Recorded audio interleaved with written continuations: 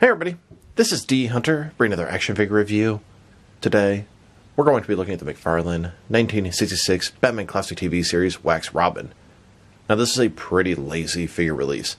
This is basically the regular Robin with some white residue all over him, and I have so many inappropriate things I can say right now. I ordered the bundle from the McFarlane toy store, utilized the bundle discount and the coupon code, and got them for less than retail even after shipping and taxes. So let's take a look at the packaging.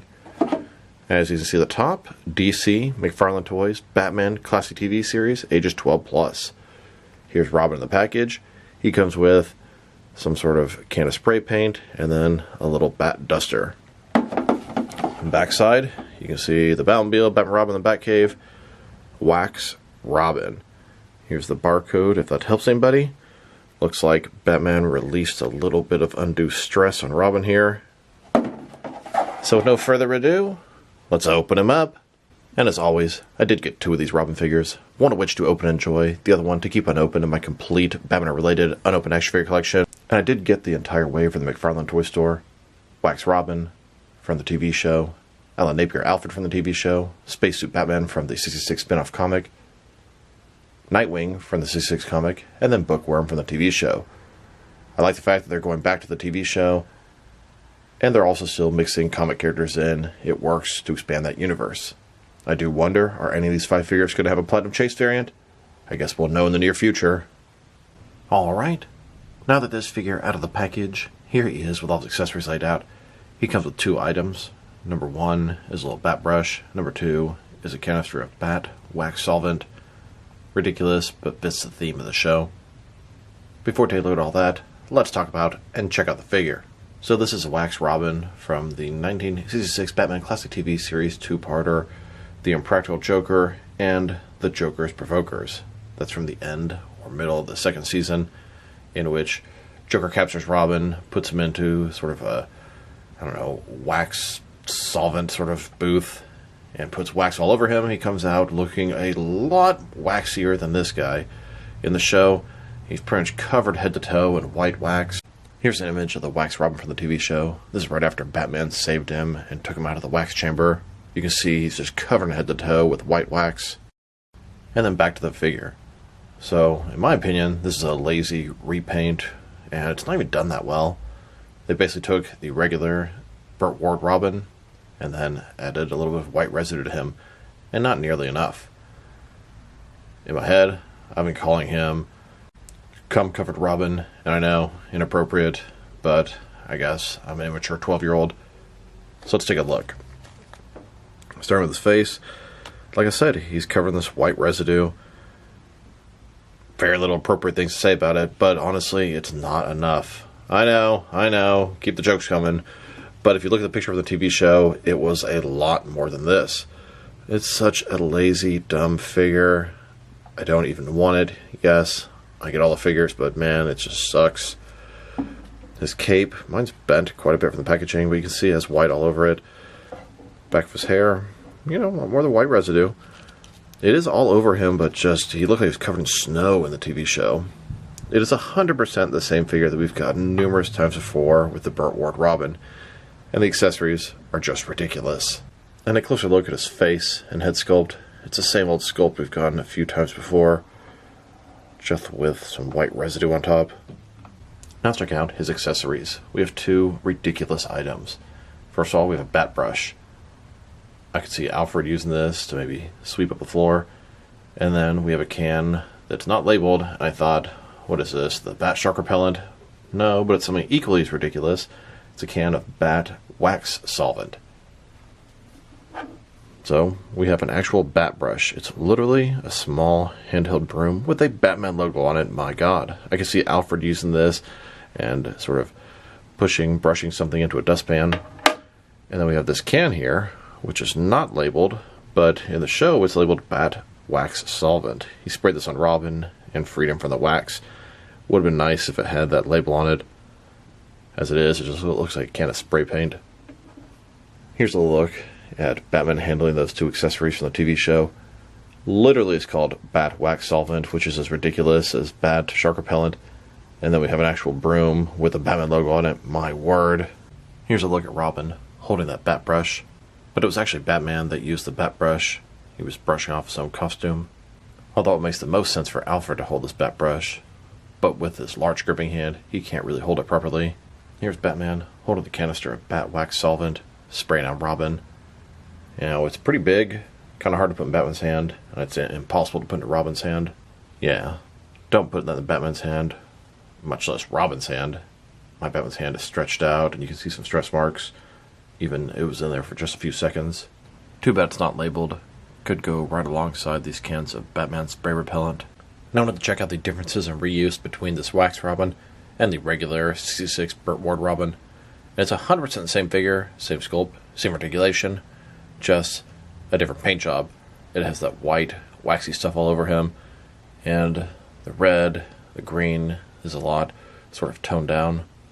Like I said, same sculpt, Burt Ward head, old school traditional Robin outfit, covered in a white residue, cape, same crappy cape.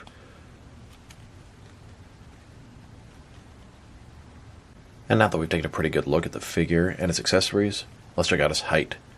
From bottom to the top of his head, standing about 5.5 inches tall, which can translate to around 14 centimeters. This is a 6-inch scale line, but Robin is quite young, quite small. And for his articulation, starting with his head, of course, you're going to rotate from side to side, up and down just the tiniest bit. Now imagine, when he's encased in wax, he couldn't move at all. Shoulders, ball joint, about 90 degrees. Up, down, around. Single jointed elbow, 90-degree bend with rotation. The wrist can rotate. Torso is one solid piece. A waist swivel. Although I can't get it to move very far, that's about it right there. Not really sure what's blocking it either, it's weird. Legs, they go forward about that far. Back not much. Old school style hips. Single jointed knee with rotation. Here's a look at Batman saving a wax Robin from Joker's trap after he took out the Joker gang. And here's a look at Batman splooging all over Robin. I mean, for real, this is such a dumb figure. And honestly, if you want to use him for something appropriate, you could use him as sort of being frozen by Mr. Freeze or something like that. Now let's check him out. Next to some of their action figures, starting off with some of their 1966 Batman figures.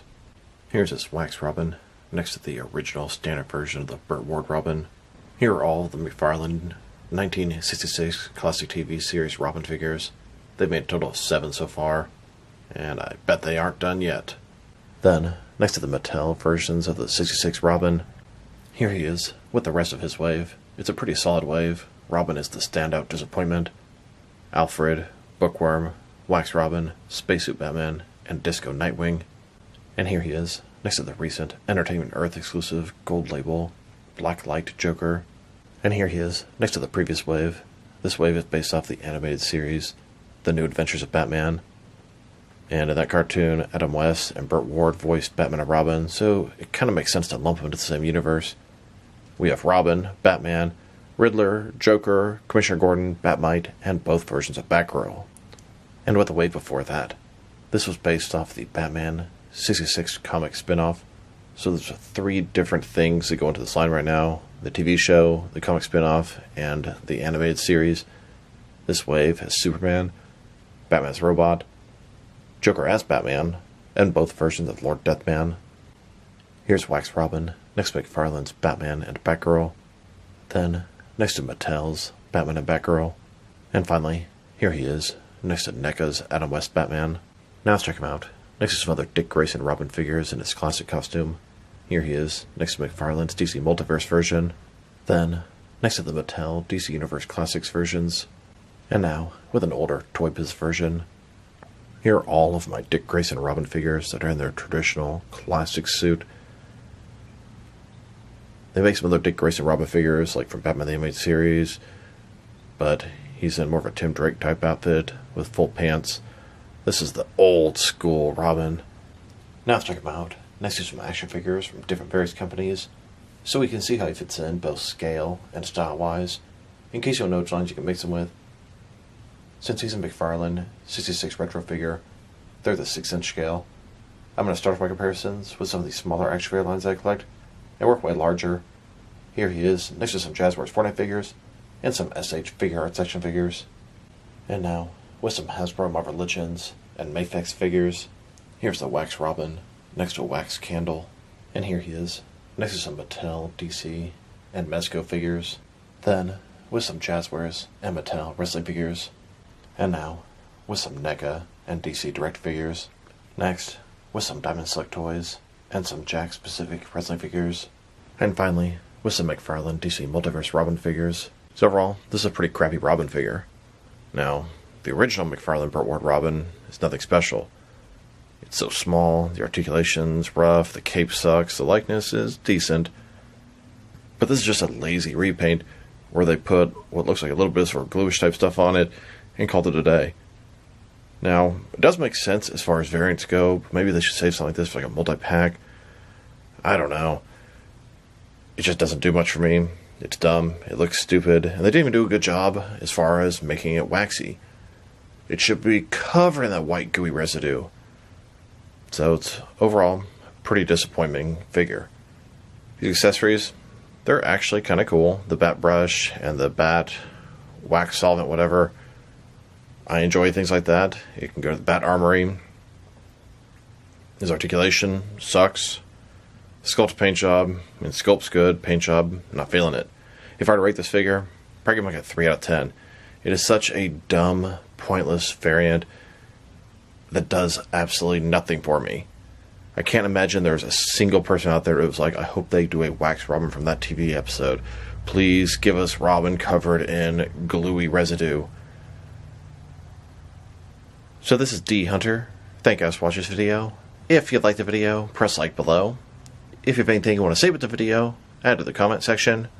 If you want to see additional action figure reviews from me, press subscribe. I do appreciate when you do that. Once again, this is D Hunter. Thank you guys for watching this video, and I will talk to you guys real soon.